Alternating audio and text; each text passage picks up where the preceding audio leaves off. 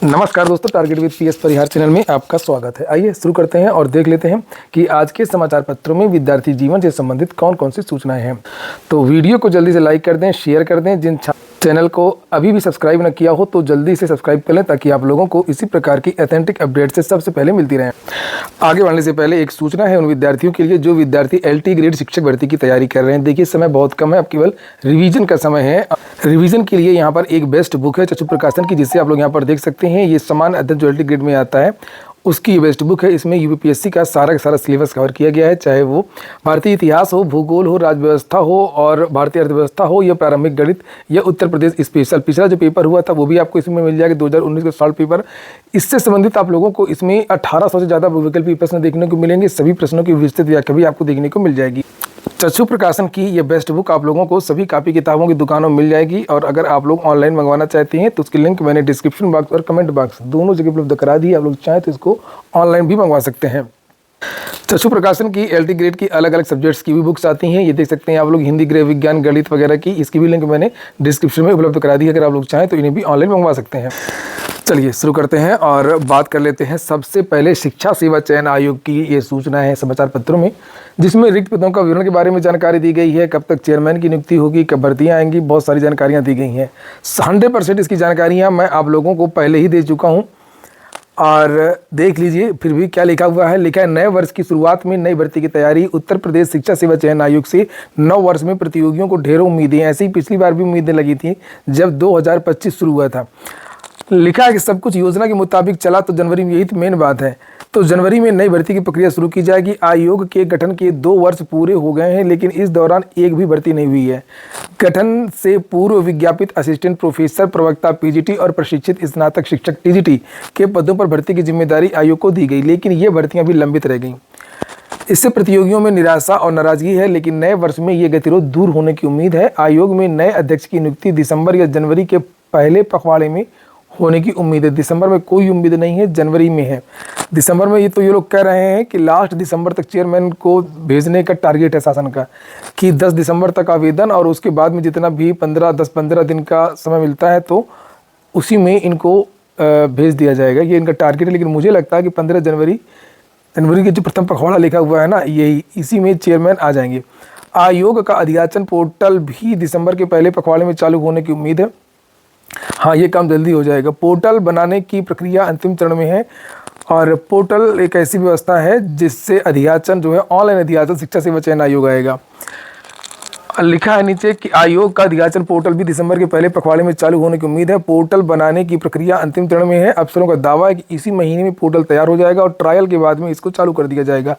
आयोग के अफसरों का कहना है कि TET व अन्य भर्तियों का विज्ञापन निकाले जाने की तैयारी की जा रही है।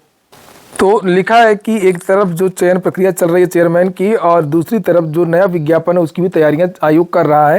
यहाँ पर खास तौर से TET को लेकर के लिखा हुआ है।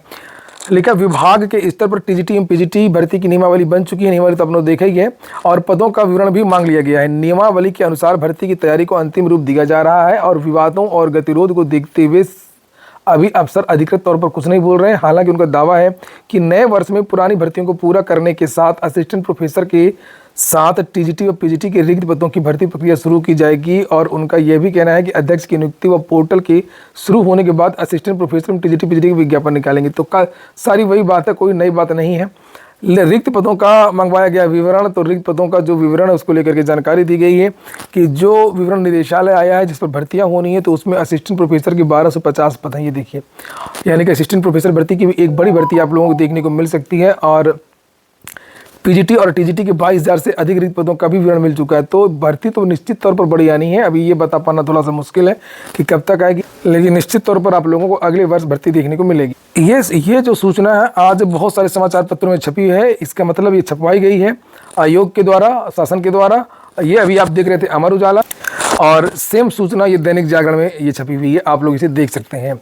यहाँ पर लिखा हुआ है, दिसंबर में अध्यक्ष की उम्मीद, नए साल में आएंगी शिक्षक भर्तियाँ। ये खबर को ऐसे भी छापा जा सकता था, ये अमर उजाला, दैनिक जागरण इस तरीके से भी छाप सकते थे कि पिछले इतने दिनों से कोई भर्तियां नहीं हो रही हैं, सरकार ध्यान नहीं दे रही है, छात्र यहाँ पर बर्बाद हो रहे हैं, ओवर एज हो रहे हैं। तो जैसे कि मैंने कहा, ये सूचना छपवाई गई है केवल, और कुछ नहीं है।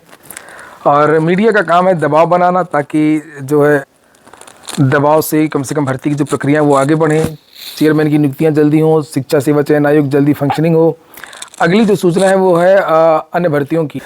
लिखा शिक्षा विभाग में बहुत सारे पद रिक्त हैं। अब ये देखिए, लिखा पदोन्नति कोटे में जीआईसी प्रधानाचार्य के 552 पदों में से 488 पद रिक्त। उत्तर प्रदेश शैक्षिक सेवा समूह खा की पदोन्नति कोटे के उच्चतर पदों पर समय से पदोन्नति नहीं मिलने से बड़ी संख्या में पद रिक्त हैं। जिला शिक्षा एवं प्रशिक्षण संस्थान डायट के वरिष्ठ प्रवक्ता की पदोन्नति कोटे के सभी 210 के 210 पद खाली हैं। इसी तरह बालक बालिका वर्ग के राजकीय इंटर कॉलेजों में पदोन्नति कोटे के प्रधानाचार्य व समकक्ष श्रेणी के 552 पदों में से 64 पर ही केवल नियुक्ति है। शेष 488 पद रिक्त हैं और इससे शिक्षकों को पद लाभ का नुकसान हो रहा है। पदोन्नति कोटे में प्रधानाचार्य, जिला बेसिक शिक्षा अधिकारी, सह जिला विद्यालय निरीक्षक DIOS, SDIOS एवं अन्य समकक्षीय प्रशासनिक स्तर के 552 पद सृजित हैं। तो यही सब पूरा विवरण इसमें लिखा हुआ है। और लिखा कि कुछ पदों का अधियाचन भी उत्तर प्रदेश लोक सेवा आयोग भेज दिया गया है, जिन पर सीधी भर्ती होनी है। सीधी भर्ती के लिए यहाँ पर खासतौर से BSA की जो भर्ती है उसको लेकर के भी जानकारी दी गई है। जैसे यहाँ पर देख सकते हैं, लिखा है कि जो सीधी भर्ती होनी है जीआईसी प्रधानाचार्य के जो सृजित जो पदोन्नति कोटे का है वो तो आपने देख लिया, पदोन्नति कोटे के 488 पद रिक्त हैं, लेकिन कुछ सीधी भर्तियां भी होती हैं। तो लिखा है कि सीधी भर्ती के जीआईसी प्रधानाचार्य के सृजित 468 पदों में सीधी भर्ती के 174 पद रिक्त हैं। इसमें से 156 पदों का जो अधियाचन है वो लोक सेवा आयोग को भेज दिया गया है। ये सीधी भर्ती आपको देखने को मिलेगी, जबकि 18 पद नियुक्ति के लिए शासन और आयोग पर विचाराधीन है। सीधी भर्ती के BSA, DIOS और अन्य समकक्षीय प्रशासनिक स्तर के सृजित 84 में से 40 पद खाली हैं और इन पदों का अधियाचन लोक सेवा आयोग को प्रेषित है। ये देखिए, यहाँ पर यही सूचना अमर उजाला में भी सेम छपी। देखिए, लिखा हुआ है कि जो पदोन्नति की भी भर्तियों की जो प्रक्रिया वो आगे बढ़ेगी और जो सीधी भर्तियां हैं वो भी अब आगे बढ़ेंगी। लिखा है कि बेसिक एवं माध्यमिक शिक्षा विभाग में बड़े पैमाने पर पद रिक्त होने से शिक्षा गुणवत्ता पर सीधा असर पड़ा है। अधिकारियों से लेकर के प्रवक्ता तक के सैकड़ों पद खाली होने के कारण पठन पाठन और प्रशासनिक कार्य प्रभावित हो रहे हैं। इस गंभीर स्थिति को देखते हुए बेसिक शिक्षा निदेशालय ने शासन को अधियाचन भेज दिया है ताकि रिक्त पदों पर नियुक्ति की प्रक्रिया शुरू की जा सके। ऐसे में PCS की अगली भर्ती में BSA के 40 पद होंगी और शैक्षिक सेवा समूह का के कुल 4 स्वीकृत निदेशक पदों में से सिर्फ 1 पद की तैनाती। बहुत सारे विभागों के बारे में जानकारी दी गई है कि बहुत सारे पद रिक्त हैं प्रधानाचार्य आदि के और इनमें भर्तियां होंगी। उत्तर प्रदेश लोक सेवा आयोग ने एक संक्षिप्त विज्ञापन भी जारी किया है सीधी भर्ती का। इसमें कौन कौन से पद हैं? लगभग 12 पद हैं। आप लोग यहाँ पर ये देख सकते हैं, ये विवरण दिया हुआ। दुग्धशाला विकास के 6 पद हैं। दुग्धशाला विकास अधिकारी की उत्तर प्रदेश के अंतर्गत नियोजन विभाग और संयुक्त निदेशक मूल्यांकन का 1 पद है। उत्तर प्रदेश के अंतर्गत उप निदेशक का 1 पद है। उत्तर प्रदेश राज्य पुरातत्व निदेशालय के अंतर्गत सहायक पुरातत्व अधिकारी का 3 पद है। उत्तर प्रदेश लोक सेवा आयोग प्रयागराज के अंतर्गत उप सचिव IT लोक सेवा आयोग उसका भी 1 पद है। तो इन पदों के लिए भर्ती का विज्ञापन आज जारी कर दिया गया है और इसमें ऑनलाइन जो आवेदन है वो आप लोग आज से ही कर सकते हैं 21 नवंबर से। इसकी जो लास्ट डेट यहाँ पर नीचे लिखी हुई है कि 22 दिसंबर है। उत्तर प्रदेश लोक सेवा आयोग की एक और सूचना है ROARO 2023 को लेकर के। मैंने हालांकि कल आप लोगों को जानकारी दे ही दी थी कि कल इस केस की सुनवाई हो गई है। अगली डेट 15 दिसंबर को लगा दी गई है। यहाँ पर ये देख सकते हैं और जवाब मांगा गया है। पहली सुनवाई थी ना कल। हाईकोर्ट की लखनऊ खंडपीठ ने ROARO समीक्षा अधिकारी के पदों पर 2023 के लिए हुई प्रारंभिक परीक्षा में OBC के आरक्षण का मुद्दा उठाने वाली याचिका पर उत्तर प्रदेश लोक सेवा आयोग को जवाबी हलफनामा दाखिल करने का आदेश दिया है। कोर्ट ने मामले की अगली सुनवाई 15 दिसंबर को नियत की है और न्यायमूर्ति मनीष माथुर के एकल पीठ ने बृहस्पतिवार को यह आदेश विवेक यादव 5 अन्य अभ्यर्थियों की याचिका पर दिया है।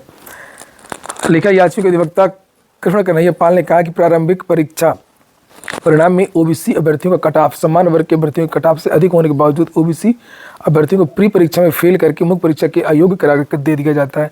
वही अनारक्षित जो सीटें होती हैं 40%, उसमें जो OBC SC EWS, केवल यहाँ बार बार OBC लिखा है, बात OBC की नहीं है। जितनी किसी भी कैटेगरी के विद्यार्थी हैं उनको जो 40% जो सीटें होती हैं अनारक्षित, इसमें क्वालिफाई नहीं करा जाता। ये विद्यार्थी अपने ही कोटे में रहते हैं और आपको पता होगा कि OBC का 27%, SC का 21%, EWS का 10% रिजर्वेशन रहता है, तो सीटें भी कम रहेंगी। और जो अनारक्षित सीटें सबके लिए होती हैं इसमें 40% सीटें रहती हैं। तो जो समान वर्ग के विद्यार्थी होते हैं प्री में इनकी कट ऑफ कम चली जाती है और OBC EWS वगैरह की जो कट ऑफ है ये ज़्यादा चली जाती है। तो इनका ये कहना है कि अगर नंबर ज़्यादा है तो इनको ओवरलैप करने दिया जाए। इसी को लेकर के याचिका ये डाली गई है। आंगनवाड़ी भर्ती भी आ गई है। ये देख सकते हैं प्रयागराज का विज्ञापन है ये और 1081 पद है सहायिका के। तो ये भर्ती आंगनवाड़ी की हो रही है लगभग 30-33 जिलों में और सहायिका की भर्ती के लिए पूरे के पूरे 75 जनपदों से विज्ञापन जारी हो गया है। ये आप लोग देख सकते हैं, ये आंगनवाड़ी भर्ती की वेबसाइट है और यहाँ पर ये सहायिकाओं की भर्ती का विज्ञापन निकल गया है। ये देखिए आप लोग, ललितपुर, मैं एक ही दिखा देता हूँ आपको कहाँ से आ गया। फिर से एक बार इसको लेकर के वीडियो बना चुका हूँ मैं, तब लगभग 52 जिलों से ये वैकेंसी आई थी और अब पूरे उत्तर प्रदेश के 75 जनपद जितने भी हैं सभी जनपदों से वैकेंसी आ गई है। जैसे ललितपुर, शामली, सीतापुर, लखीमपुर, प्रतापगढ़, देवरिया, गाजियाबाद, बस्ती, बिजनौर, औरैया, एटा, बागपत, गौतम बुद्ध नगर, हापुड़, महोबा, मथुरा, अम्बेडकर नगर, अलीगढ़, पीलीभीत, चंदौली, गोंडा, गोरखपुर, झांसी, भदोही, आजमगढ़, मेरठ, बनारस, सोनभद्र, महाराजगंज, रामपुर, फर्रुखाबाद, संभल, मिर्जापुर, बुलंदशहर, जौनपुर, मऊ, मैनपुरी, सहारनपुर, कानपुर नगर, बहराइच, शाहजहांपुर, बांदा, कुशीनगर, बाराबंकी, कन्नौज, फतेहपुर, चित्रकूट, मुरादाबाद, बलिया, हरदोई, मुजफ्फरनगर, जालौन, बरेली, सिद्धार्थनगर, कौशाम्बी, श्रावस्ती, सुल्तानपुर, हाथरस और लखनऊ। तो जिसको भी आवेदन करना है वो आवेदन कर सकता है। अंतिम सूचना है होमगार्ड भर्ती की। होमगार्ड भर्ती में आयु सीमा में छूट देने की मांग। होमगार्ड भर्ती में उम्र सीमा बढ़ाने की मांग उठी है। छात्र युवा संघर्ष समिति ने गुरुवार को आज़ाद पार्क में हुई बैठक में अभ्यर्थियों ने कहा है कि इस वर्ष भर्ती की आयु सीमा 18 से 30 वर्ष रखी गई है, जबकि पुरानी नियमावली में यह उम्र सीमा 18 से 45 वर्ष थी। यह होमगार्ड भर्ती 2011 के बाद 2025 में लगभग 14 वर्ष बाद आई है। समिति के सचिव अमित शुक्ला ने मुख्यमंत्री को पत्र लिखा और मांग की है कि संविदा और आउटसोर्सिंग की जो भर्तियाँ होती हैं ज़्यादातर में उम्र सीमा 40 वर्ष रखा गया है, तो इस भर्ती में अधिकतम उम्र सीमा 30 वर्ष अनुचित है। इस भर्ती में भी जो अधिकतम उम्र है वो 40 वर्ष ही होना चाहिए। उत्तर प्रदेश में ज़्यादातर जो भर्तियां हैं उनमें 40 वर्ष ही अधिकतम उम्र सीमा होती है। तो लगातार ये विद्यार्थी अपनी आवाज़ बुलंद कर रहे हैं और ये इन विद्यार्थियों ने ट्विटर अभियान भी रखा है। इन विद्यार्थियों ने एक अपना टेलीग्राम चैनल, व्हाट्सएप ग्रुप भी बनाया है। ऐसे बहुत सारे छात्र हैं जो इसकी मांग कर रहे हैं और इन विद्यार्थियों का एक जो व्हाट्सएप ग्रुप है उसकी लिंक मैंने कमेंट बॉक्स में दे दिया है और डिस्क्रिप्शन में भी दे दूंगा, तो आप लोग अगर चाहें तो उसे ज्वाइन कर सकते हैं, अपनी बात को आगे बढ़ा सकते हैं। ये हो गया आज का वीडियो। पूरा वीडियो सुनने के लिए बहुत बहुत धन्यवाद।